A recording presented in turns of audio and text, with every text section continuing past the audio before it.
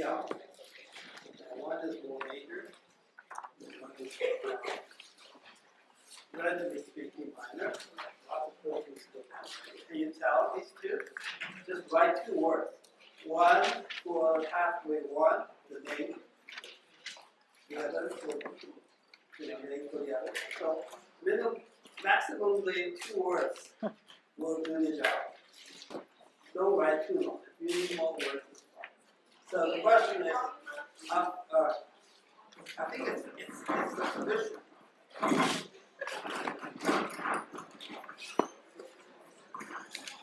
Is that better? No. No.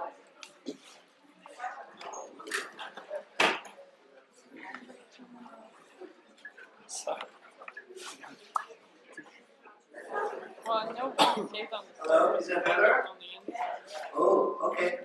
I feel like it's really loud, like a music concert. Okay, all right. Whatever's good for you is good for me. Okay, so I'm asking you to write down one word for the name of one major pathway for protein to enter PR, and another word for the second pathway for protein to enter PR.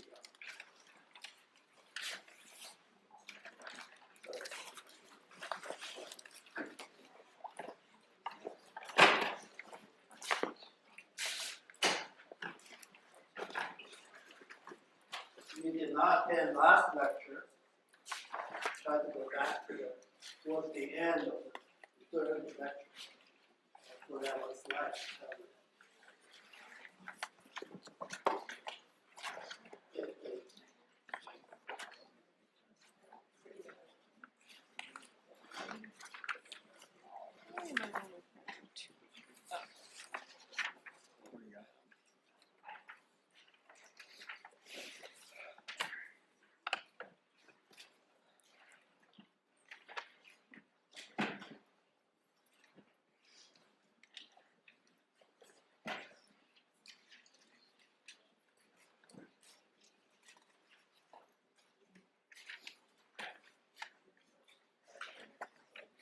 Yeah. Repeat one more time. Yeah. So basically, there are two pathways. If you have slides, go to the lecture 3, go to the end. That's a couple of slides. It takes two pathways to protein entry. Just write a name for it, or something distinct. A pathway A and something distinct, pathway B.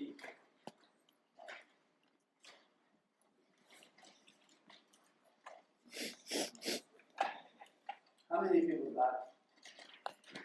Nobody?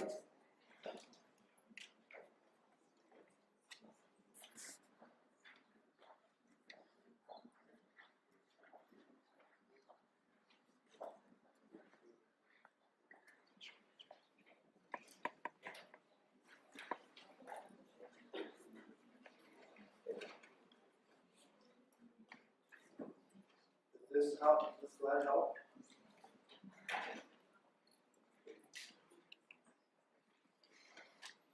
How many people got it? Good. All right.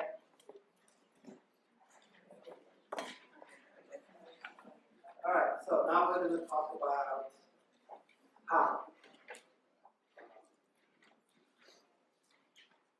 So let me first say a few words about the slide. So here I'm showing you one example of a signal sequence. So the red letters are the consensus, that is the forms the core, the consensus sequence. And you notice something? They are very, what kind of amino acids do they look like?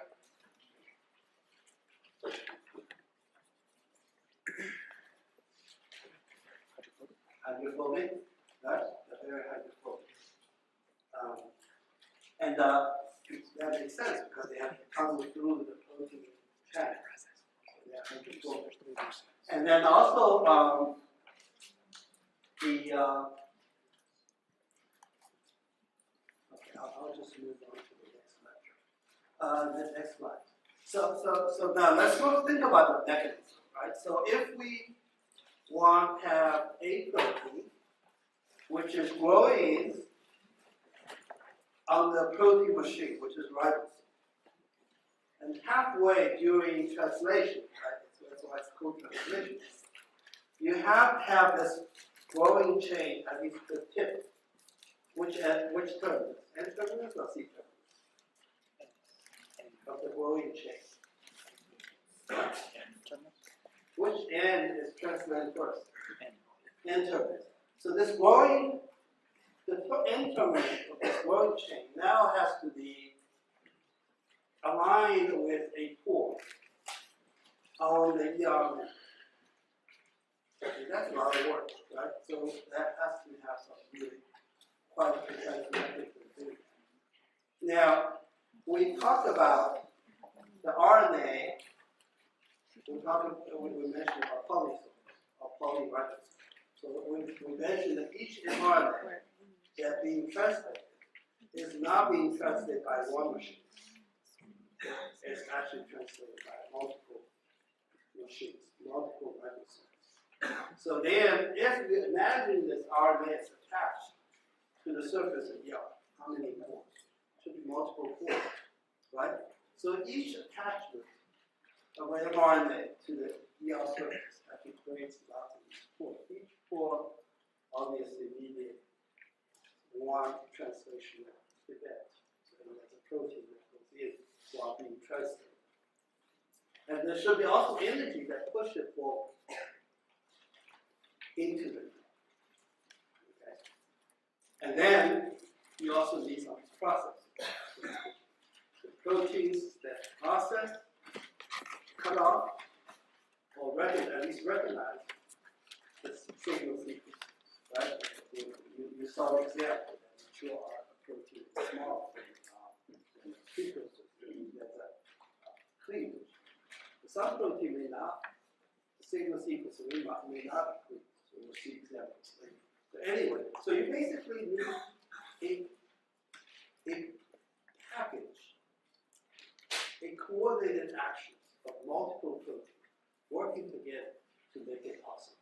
So we're going to, it's a complex process. So what we're trying to do is to take it apart, to make multiple processes into a series of elementary steps. So you can look at one step at a time. So the very, very first event actually is a pausing event. So basically this protein, when it's being translated, it's growing, to a certain point, when you have a whole entire signal sequence completely exposed, there is a mechanism that says stop. Don't keep going. Okay? So that's what the translational pause is. And then this pausing event is mediated by a big complex. Not necessarily size big, but it's complex. Multi-unit complex. So that unit is called SRP. And then SRP then has to be recognized by a receptor on the surface of the ER. So there's a docking event. So together then, it accomplished the very first step, is to align the N-terminus of this growing protein peptide, polypeptide, to the pore in the ER membrane. That's the very, very first step. So let's look at molecular mechanism for this very first step. So this SRP protein actually is a very precise multi-molecular unit.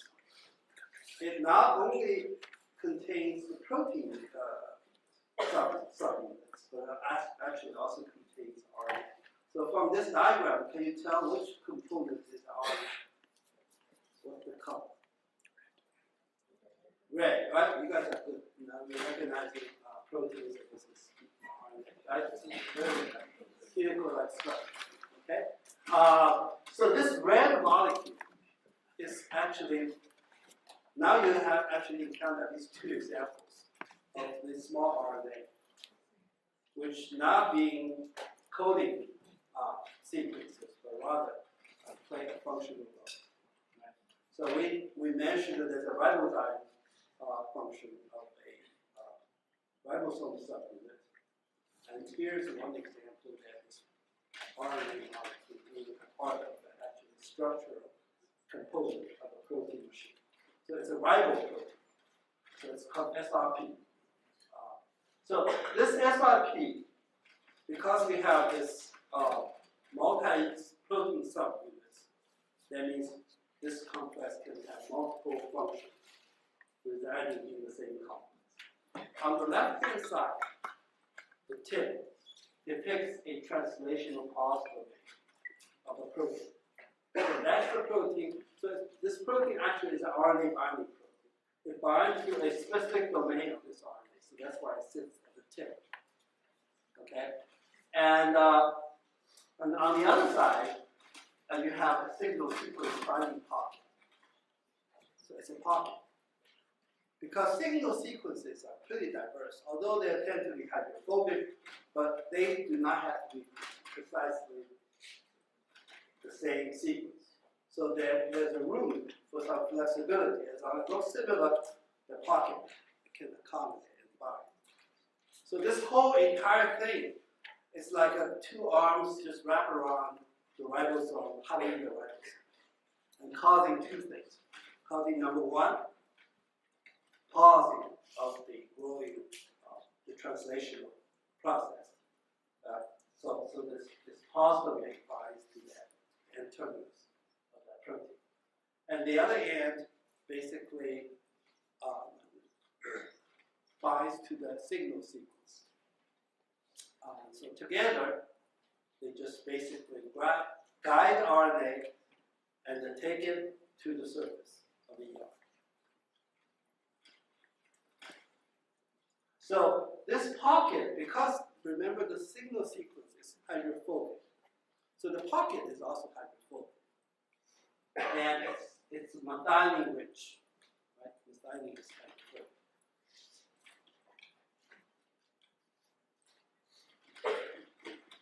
And then the role of the receptor, which depict as the that dark blue molecule, basically anchors to the membrane of the ER. So then it basically can guide the ribosome and SRP complex to a site near the channel. This is the protein also known as protein translocator. So it's a channel. Okay, so now we accomplished the very first step. Make the protein translation to stop for a while and guide the ribosomal machinery to the surface of ER. Now we use random actually guide to a place very close to the translocation site. Okay, so that's the first step. Then after that, okay, so this is just, I want you to look at this slide. Imagine that because you have multiple subunits, you actually have lots of these docking sites taking place as a cluster. So that means on the surface, in the membrane of an ER, right, you have lots of pores of the translocation sites. Okay, so the next step is the channel. So what are you going to do with this protein that's docking right over that translocation molecule? So it turns out this molecule looks like a disk. This is a 3D picture of the structure. So there are actually two subunits that work together to form one disk. And in the middle is the pore. Now, when the proteins are not docking, the pore has to be closed. Because the ER has to be sealed. Otherwise, imagine there's so many pores, right? If everybody leaks a little bit, that's a disaster. there will be no difference between ER interior and the cytosol. That cannot happen. If that happens, the cell will be dead. So that means this pore, when it's not activated, very tight. Nothing can go in. Water cannot go in. Ions cannot go in. Nothing. Very tight. But when the signal peptide gets introduced near the protein, it causes conformational change. And then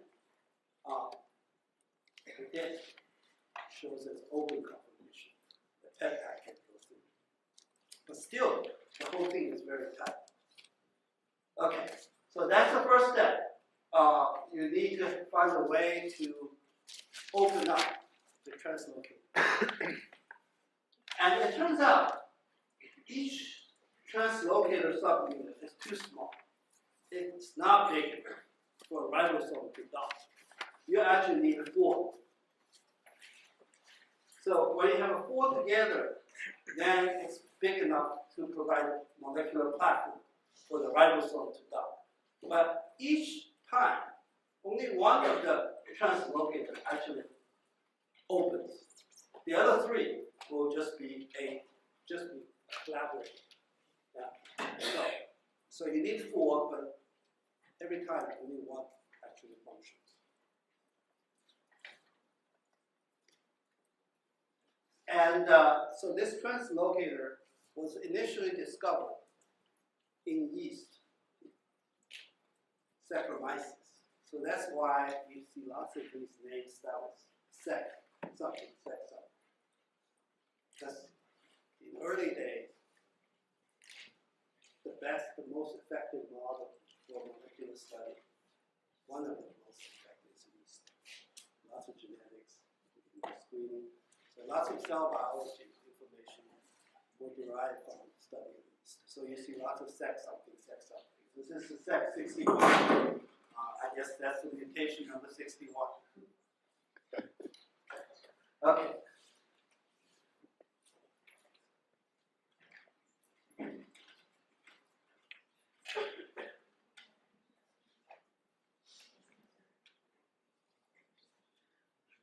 Could you make sure you're recording the lecture? Are you recording the lecture? Yeah, I am right now. Right. I'm not used to this, so but I'm trying. Okay.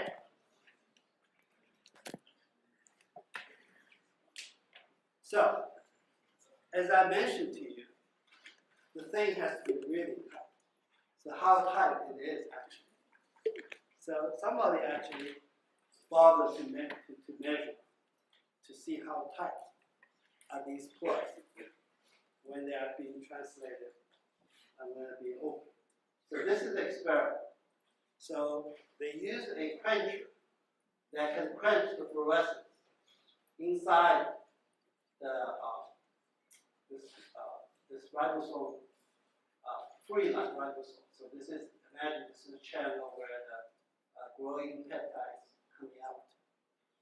And so if you add iodine, then it can quench because this whole thing is not so tightly sealed.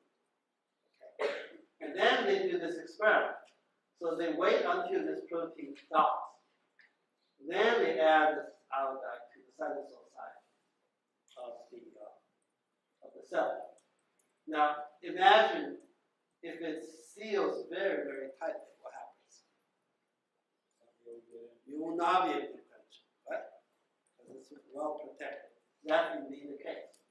On the other hand, if you put it inside of ER instead of in the cytosol, then you would imagine you shouldn't be quenched because the channel opens, right? So everything you have access to the interior of the ribosome. So that's a very nice, elegant molecular experiment to show you how tight the seal is. That makes sense. Otherwise, the whole model, you have to rethink about the whole model because there's so many pores that will kill the cell if it each leaks a little bit. Okay? So that means this molecular mechanism have to take care of this very precise, very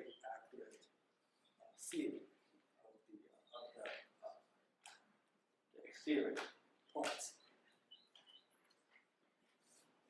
Okay, so now we have talked about co-translation, translocation.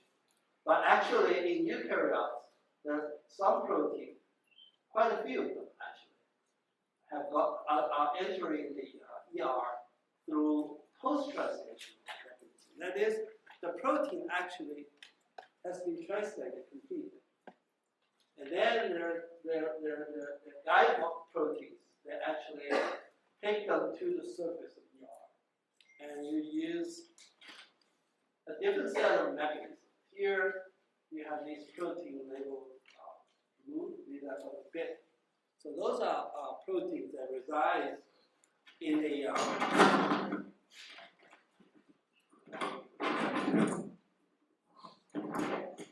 is it better? Okay. So those are the proteins that actually reside inside the ER, and they can hydrolyze ATP. So at the cost of ATP, they can convert this chemical energy into mechanical energy that physically pulls the protein into the ER. So they pretty much work like a chaperone, HSP, 7 chaperone. So that's one mechanism. And you notice the translocator, the SEC61, is being used again here for post-translational translocation. And in bacteria, cells use a similar kind of mechanism for post-translation. So bacteria does not have co-translational mechanism. So that all the translocation takes place after proteins being translated.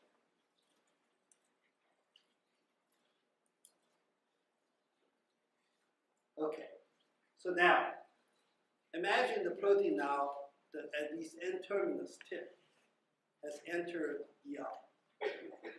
Then what's next? So what's next is that lots of proteins which have a N-terminus signal sequence. Usually those ones get cleaved. So there is actually enzyme activity right next to the translocator. As soon as they see that sequence, it binds and cuts very fast. So that's why in cell, the lots of different proteins, they really work together, stay together as a part of the machine. They don't randomly swim around and try to find it. And so if that happens, and the protein comes through, then it's free from the membrane, so it gets released into the interior. So there's a bulk of protein indeed going through this kind of a mechanism. These are the proteins that, for example, that will pass through ER and get secreted in the future, for example. Okay, so ER matrix proteins largely enter ER through this mechanism. So they become protein that free from membrane. But there are proteins that actually never leave ER membrane. They are part of the ER membrane and then future becomes part of some organelle membrane proteins. So what do they do? How a cell take care of those proteins? So it turns out what happens is that you could have a signal sequence at N-terminus tip, and then combined with another sequence, which is like serves as a stop signal. So imagine you have a protein initially gets in, and then N-terminus red sequence gets cut, and then the protein keeps entering the ER, but then there is a stop sequence shows up, and it stops the whole process, and then the protein gets released. So that creates a transmembrane protein. So that stop sequence basically traps the protein. N-terminus that enter first is inside, and C-terminus that hasn't entered yet is outside, facing the cytosol. Now imagine if you make a mutagenesis, kill that yellow sequence, the functional yellow sequence. you probably would be able to convert this protein to from membrane form to matrix form. That you probably could do a test to show that that's the case. So if that experiment is true, that suggests that sequence, the yellow sequence, the stop sequence, is necessary and sufficient for making a transmembrane protein, similar to this one. Now, but things are more complex than that. This is just one example. So next one shows a second example. So because some proteins we know have N-terminus inside, as the example before. But some transmembrane proteins we know have a C-terminus inside, N-terminus outside. So that creates a problem. So how do you do that? So here's one mechanism to do this. So basically when they get inserted, because the signal sequence is the middle portion gets inserted first. Now, the rest sequence, it turns out, you can have a little bit polar. That means the positive charge may be more abundant on one side, and the other end is obviously relatively negative. So if you have a sequence, a rest sequence, you have more positive charge on one side versus the other. You create this imbalance of a signal. And if the signal is close to the N-terminus side, okay, in this case, then N-terminus will stay outside. If the plus is close to the C-terminus, then C-terminus will stay inside. So it kind of makes sense because the plus region is hard to get in, so it kind of whoever's stuck with the plus side gets trapped outside. Okay. So that explains why some proteins have N-terminus inside, and sometimes some proteins have C-terminus. Now this is not trivial difference. This is a huge difference, right? If an enzymatic function is on the C-terminus, that's important for cytosolic side of the function, and then if you flip, and the protein pretty much is there. So you can't have that happen. Okay?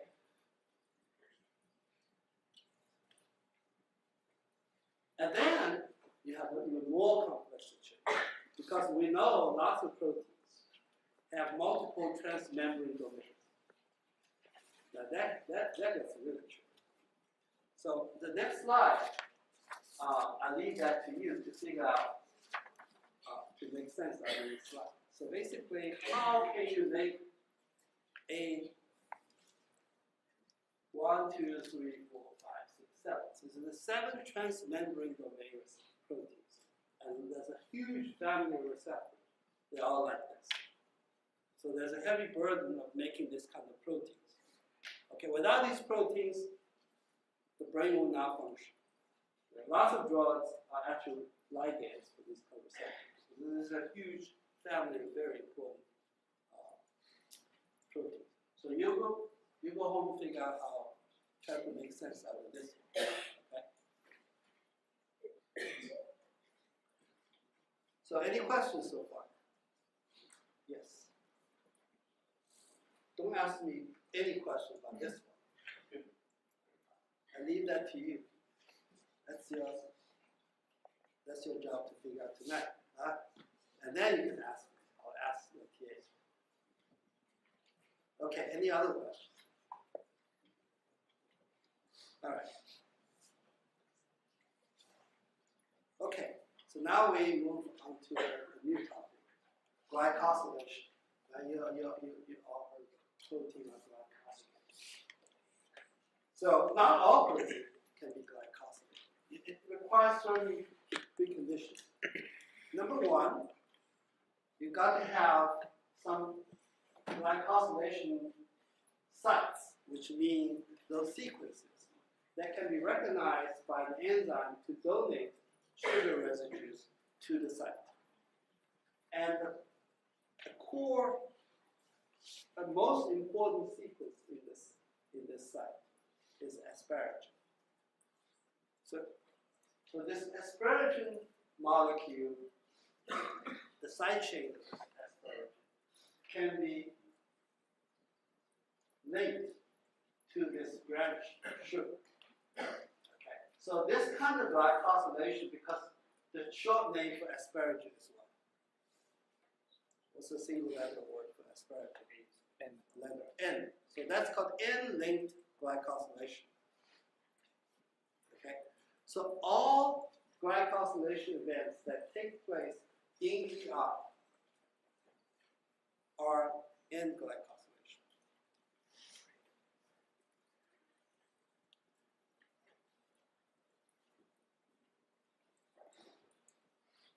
Okay, so now let's take a look how that works. Okay, so conceptually, if you see this complex branch of oligosaccharides, it can be added either one at a time or multiple few units at a time until it becomes full. Or it can be added just like a one little seedling, just plant onto the plate. So this actually is the case. So there are lots of pre-existing these oligosaccharides that are already sitting around near the protein to be glycosylated. And these oligosaccharide chains actually are anchored to the ER membrane through this hydrophobic tail called this molecule is called dolicol. So basically it's a very hydrophobic molecule, like a lipid. So it provides the anchor. And in between are the two phosphate groups, so that creates a high energy bond. So these sugar chains are basically contains the high energy bond. They are very ready to be donated to the protein. So that it requires a protein to do that, enzyme to do that. Okay? So as long as you have the sequence that can be glycosylated, there's a very high chance that transfer will take place. Okay? So it doesn't matter. As long as you have the glycosylation sequence, then the protein will receive glycosylation. Whether you have a mutation somewhere else, whether it's any other kind of protein, doesn't matter. So the enzyme just recognizes a very localized information to donate the sugar branch. So then clearly there are lots of protein need to be glycosylated. So this is a very high volume event. So you've got to have lots of these ready to go oligosaccharide branches. So they are actually being synthesized on the membrane of the ER. But things are a little bit more complex than just making a chain. It turns out you can divide the whole process into at least two steps. The step one is growing outside on the cytosolic phase of ER. So you start from nothing and you activate the dolicol molecule by costing you energy, and then you create a high energy bond, and then you add sugars through each five. So two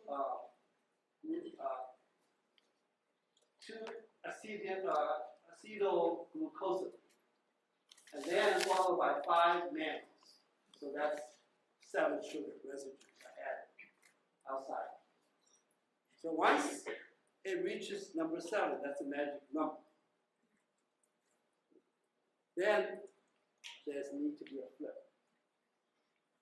So the outside, the branch that's facing outside now gets flipped to the inside. And then additional mannose. So you got 5, so you need 4 more to become 9. And then you need 3 more glucose. So 2, 9, 3. So that's the full mature branch. Outside 3 glucose, the middle 9 mannose, and the end, the most interior layer, 2 glucosamine molecules.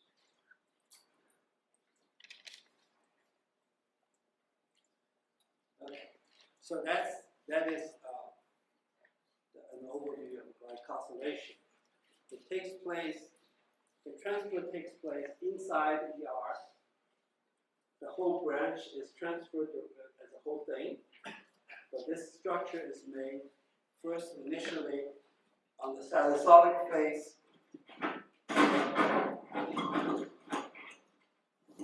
I think my clothes is not.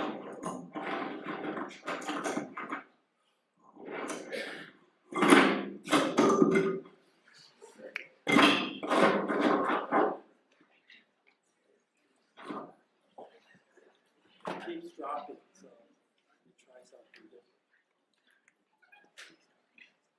Okay, hopefully this will stay there. Can you hear me? Yeah. Okay. So that's glycosylation. So now there's another interesting example of how the protein actually can be anchored to the membrane. In this case, it involves a tail called GPI anchor. So lots of proteins, although they are associated with the membrane, but they're actually not physically inside the membrane. They actually are anchored through a hydrophobic molecule. So in this case, this is a GPI. So it's basically a lipid molecule with some sugars. And again, this also involves a protein. Enzyme that transfers this protein to this tail will end up having a so-called GPI anchored protein.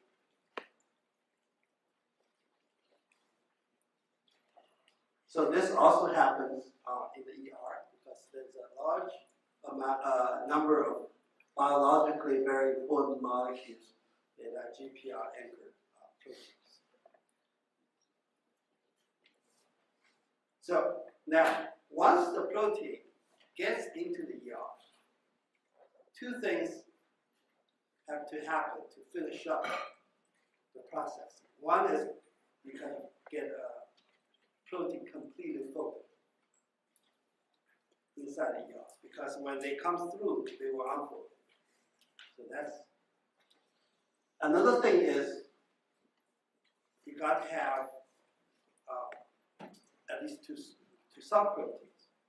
You need to have disulfide bond formation, because the proteins, the disulfide bond cannot form outside of ER, cannot be in cytosol.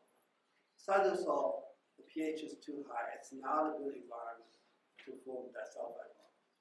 So the protein that can form by disulfide bond usually means they actually have entered. They were in ER in the past certain time in its history. Okay, so that means you have also creates two requirements. One is to make sure the folding is correctly folded correctly. Second is disulfide bond formation is also correct. What if you have a small amount of protein that did not do that? What happens? Then you need a machinery to rescue the mistake. So here shows a mechanism that corrects incorrect folded or incorrectly bonded proteins inside the ER. And in order for this protein to recognize the proteins are not correctly folded, it needs certain signals. So this is how it works. So let's say you have unfolded proteins initially, or partially folded. And these proteins were glycosylated. So they have 3 glucose in the most outlet, right? It's a 2-9-3 structure. So these glucose are not very stable. They get trimmed. So there's a glucosidase inside the ER. So they recognize this. And then there's only one left. So it becomes a partial structure, -2. So this structure actually serves as a signal for proteins that sits, those are chaperones, that sits to the membrane or floating inside the ER to bind. So these proteins basically, they are either membrane anchored chaperones or matrix chaperones. They search for that kind of structure. kind of sequence. So you have only one glucose left, then that's a signal for them to help fold. Okay? So this is actually one example of glycosylation being important as a signal for actually further correction of misfolding. And they tried, they bind to the protein, and they tried for a while, and hopefully the job is done. And then they release it, and this protein now gets its last glucose removed. So it's glucose free. It's 9+2 structure. And that is, if that is folded properly, it will be recognized by those proteins that mediates export of the protein and exiting the ER. So that's one half. So everything goes well. But what if the first trial did not work? And then it will still be recycled and to be refolded again. In this case, it will be bound by another enzyme that actually adds the glucose back to create a structure. And then this structure can be recognized by this chaperones and try again. Okay? So after multiple trying, eventually the vast majority of protein will be properly folded and will be carried out, exiting the ER. Now, what if those stubborn ones that would never get folded then they have to be sent to here. Remember that? Proteasomes? Where are they located? Cytosol. I told you the proteasomes are located in cytosol. There is no garbage can inside the ER. So now you have to find a mechanism to figure it out. So again, set 61. So the translocator, which are responsible for taking in the protein, is also responsible for shipping out the unfolded proteins. And once it gets outside, and the sugar branches will be trimmed off, and then what are those? Yeah, you remember we talked about polyubiquitination, right? So after polyubiquitination, that protein will be recognized to enter the proteasome for degradation. Okay? So that is the story of protein folding and the final polishing of the proteins in the young. Any questions so far?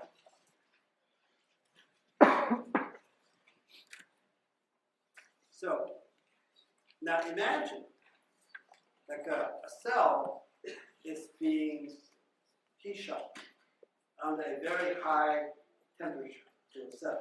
37 is the normal, let's say 42. That's too high for a cell. And what happens to the proteins in the ER? You got the ER that holds tons of protein being in transit, and suddenly it heat shock. What happens? So the ER is basically under huge stress, and that stress will be reflected as some kind of signal that will send it out to the outside of the ER for help. So if imagine you have a house under huge stress. Let's say you're having a party and something bad happened. You got tons of people all jammed inside and needing help. What would you do to alleviate that situation?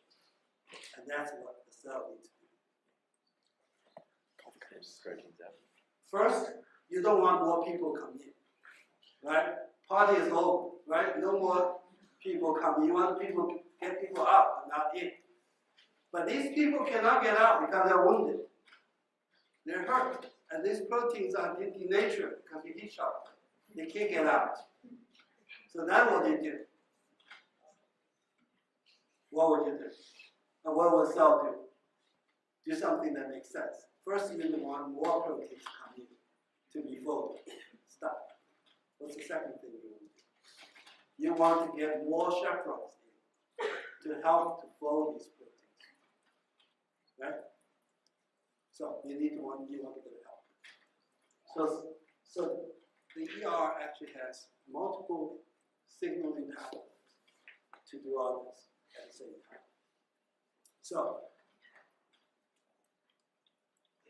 this is a pathway, for example. So this green protein, that is a protein that anchors to the membrane of ER, ATF6. And if stress signal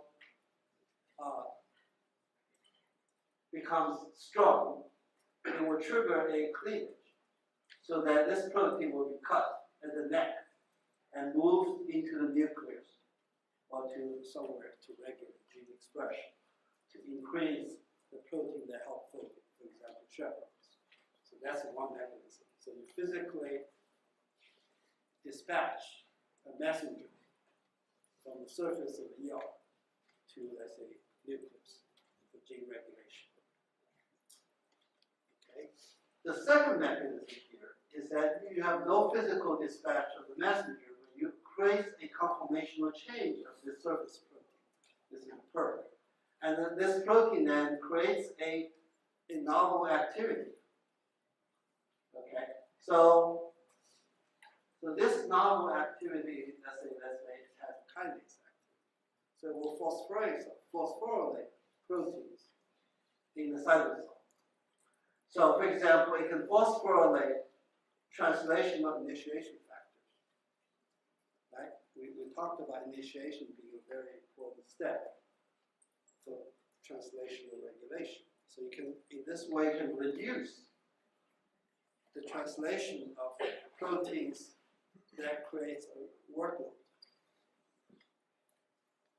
But hopefully you can also selectively activate certain proteins that will promote translation of chaperone mRNA selectively. So you want to do both. So that is a mechanism that can help with doing both by creating new kinase activity with phosphorylate transcription factors to shut down the rate of translation, but also phosphorylate to activate translational factor or transcription factor to make more mRNA for chaperones. So the third pathway, which actually creates a RNA activity. So what happens is this activity can cut a precursor RNA, which is floating around, which is non-functional. But when you cut out the piece and re-splice it back, then you create an open reading frame. So now this open reading frame can be translated to make proteins and to regulate gene expression. So I want to get into a little bit more detail of this pathway. This is a really nice, pretty nice, elegant, one of the most elegant molecular stories. So in this case, what happens is that this is again yeast traditionally discovered. So you have this protein, you have the stress signal triggers the activation of this RNA ribonuclease activity. So this is a domain which contains ribonuclease activity. It used to be silent. Now, because of the stress signal, now it's activated. So once it's activated, it can cut out a piece of sequence from this pre-mRNA, which is otherwise non-functional. Can't make anything. Cannot be translation. And then when it's spliced back, exons join together correctly and form open reading frame. And that will make this protein called HAP1. And HAP1 get into the nucleus and help transcription and then translation of the chaperone RNA, which can be shipped into the help folding. Okay, so the stress response from ER is a very active fertile field for research. Any questions so far?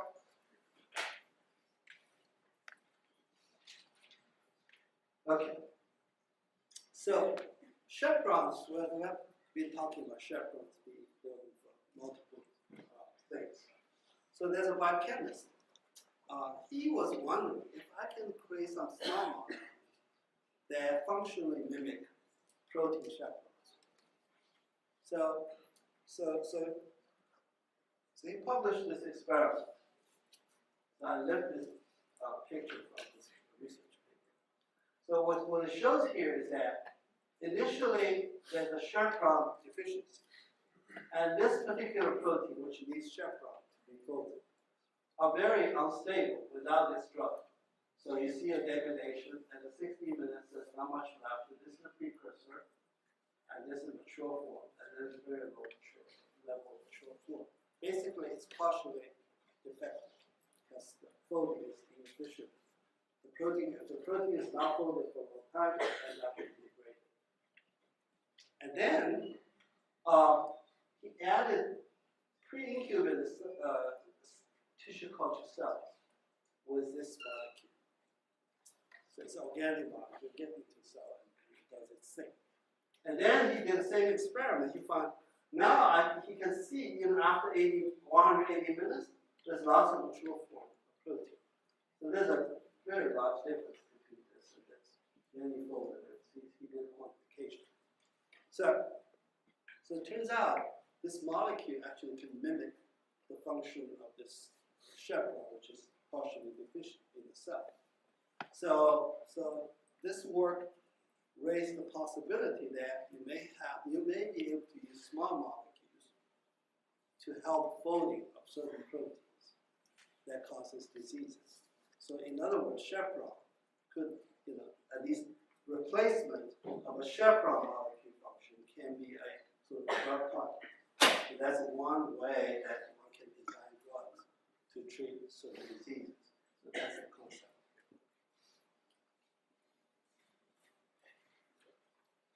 Okay. So these are the proteins, and we start from rough ER, and we talked about proteins before they enter the ER and after they enter the ER, and all the stories about folding, processing, etc. But there's a huge chunk of ER surface which are not rough. They are very, very smooth, especially those ER in the liver cells. They have actually lots of these smooth ER.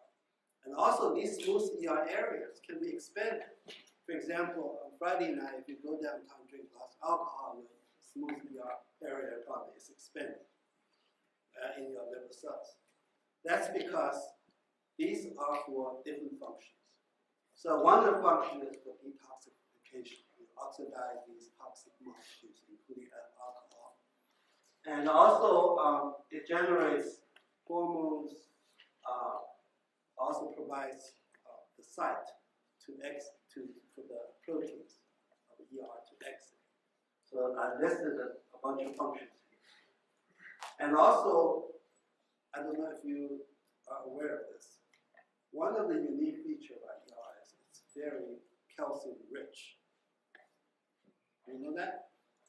In fact, it's an internal store of calcium.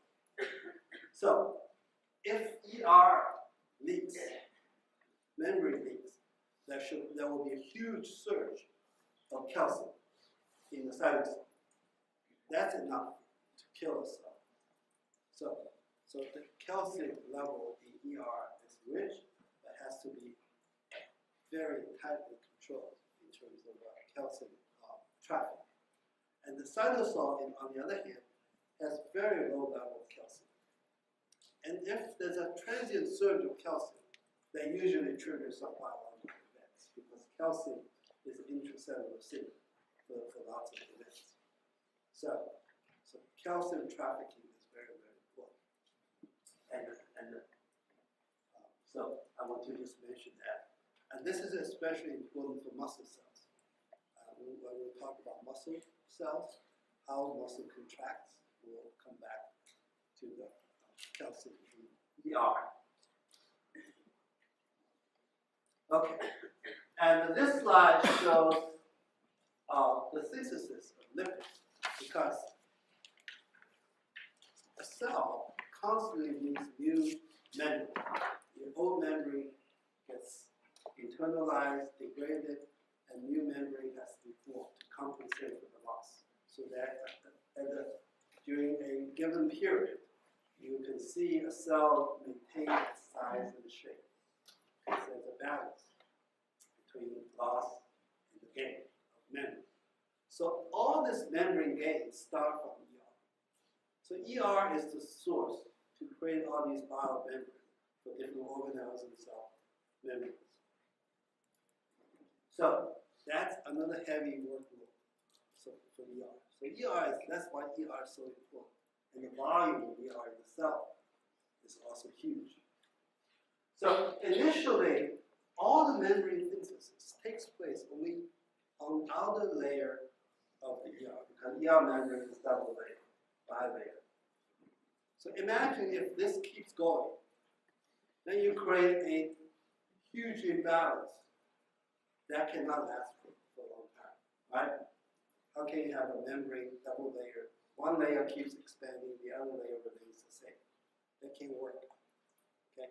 So the reason it only gets synthesized to the outer layer, which is cytosolic layer, is because all these enzymes responsible for making phospholipids are located in the cytosol.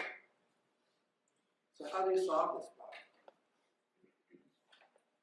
How do you solve this problem? Flippings. If you want to keep making membrane forever, you have to create a balance. You have to find a balance. So there's an enzyme called scramblase. It scrambles. So if you scramble that, and you flip them over, so then the two sides get balanced. And notice that the color. So it's kind of random. So here you have 1, 2, 3, 4 red color, and the 4 yellow. So that indicates it gets scrambled and all completely mixed. So inside layer, outside layer, the lipid composition are the same. But that's not good for cell memory or for many other memories.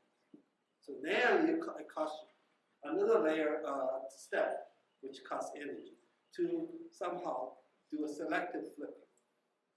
So this is mediated by this so-called flippase. So the flippase can actually flip selective phospholipids to a specific layer. So this is depicted here. Now all yellows are facing outside, the red on the other side. So one example, I'll give you one example. So a serine-rich phospholipids, there cannot be too many of these on the outer layer of the cell membrane. If a cell has many of these serine labeled phospholipids, that's a signal for destruction. So the macrophage actually will swallow them and kill them. So there is actually a very active process that maintains a serine-free environment for a living cell.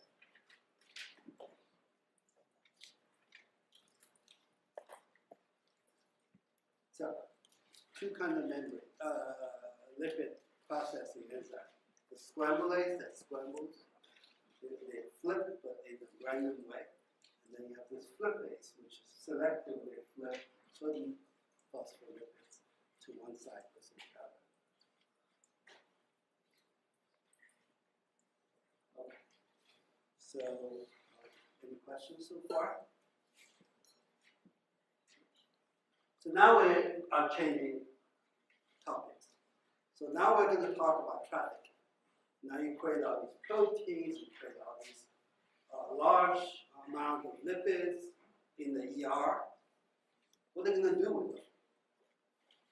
They cannot be just trapped in the ER. They have to be shipped to different places, very different kind of places, correctly, not just randomly. So that creates another huge logistic burden in itself. Yeah? So that would, there's lots of research into it. So we'll look at some of the key outcomes from those decades of research. So here, if you look at the traffic flow, look at the red color. So basically, ER sends lots of proteins to the Golgi. That's downstream from here, right? You all know. And from Golgi, it gets busy. You have 1, 2, 3, 4. So you have at least 4 different options for a macromolecule or lipid to go. So therefore,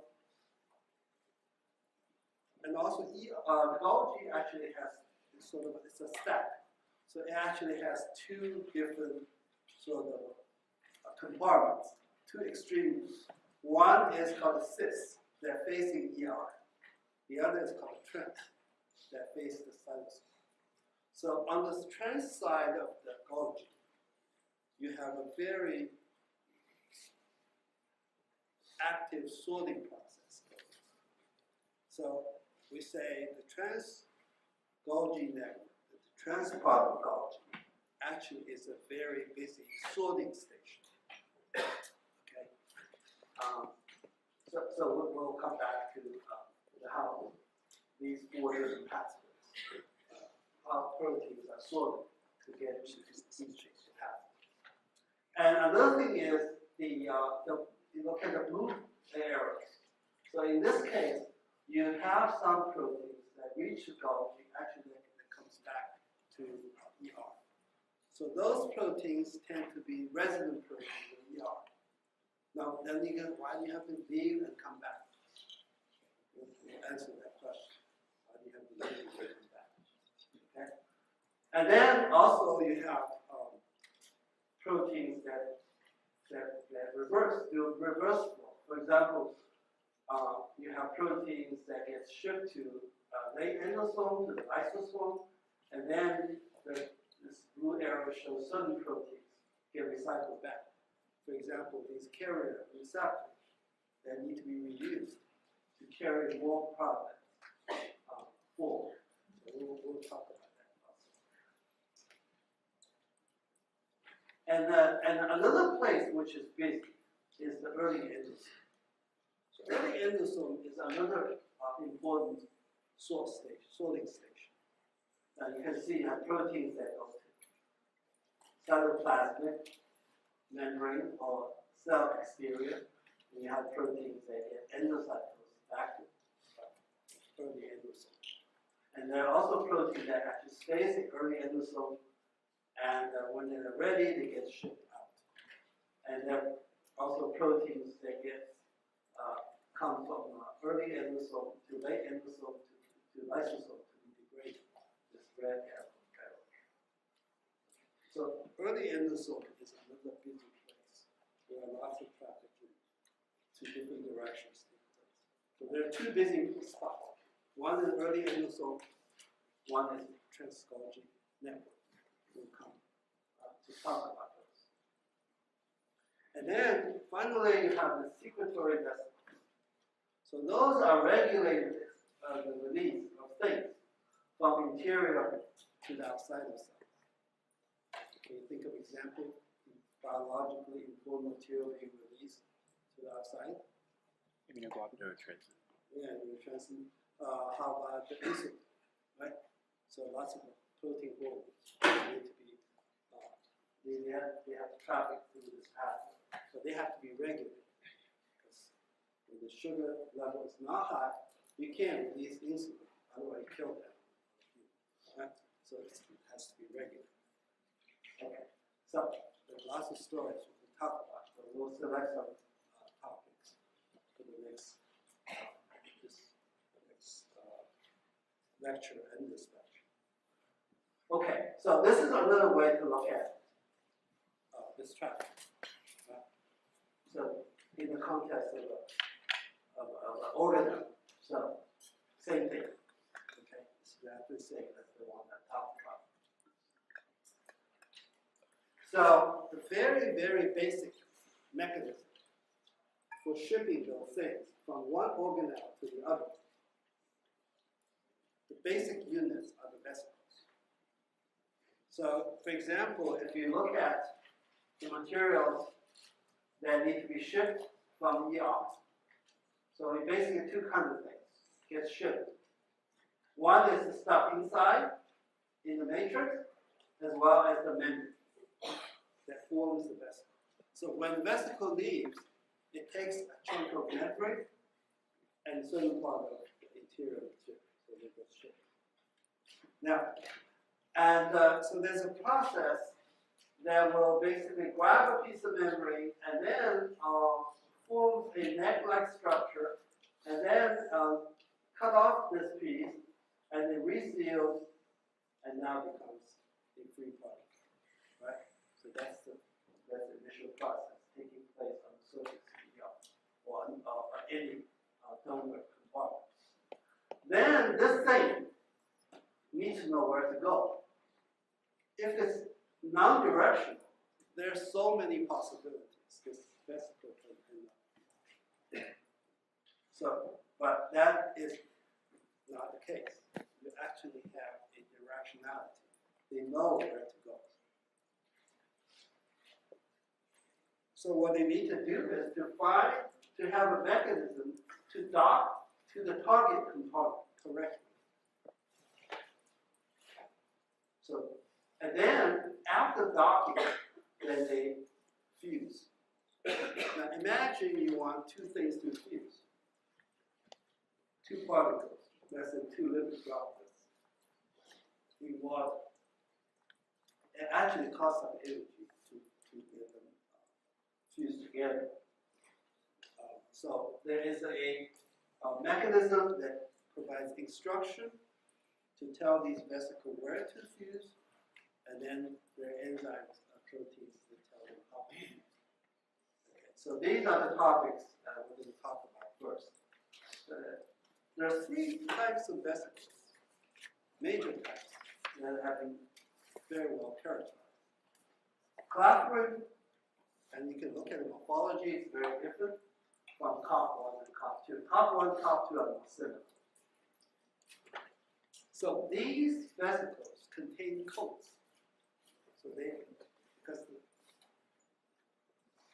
these coats stabilize the vesicles, but also provide a unique morphology for one to distinguish these particles.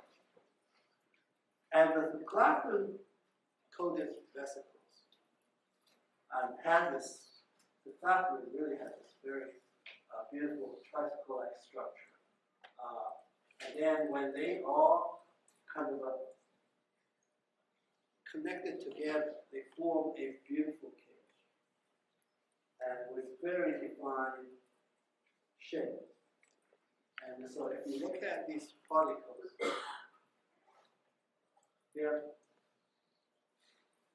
the structure is very beautiful. And they're very tough looking. Actually, they are very stable.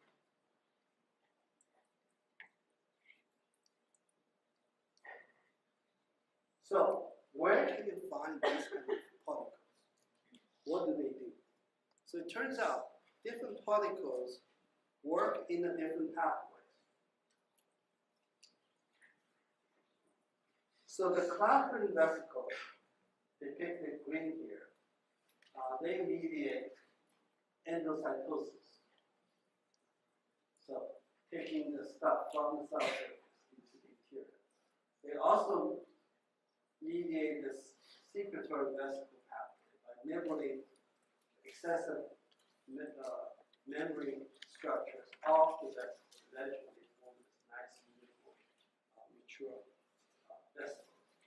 And also plays a role in the trans-Golgi network. There are other places the clathrin-coated vesicles work. But here shows 3 major examples. And then COP2, the red one, is important for transporting material from ER to Golgi.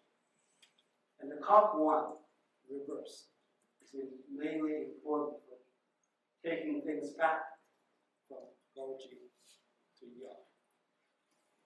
Okay. So these are the main pathways that we should focus on.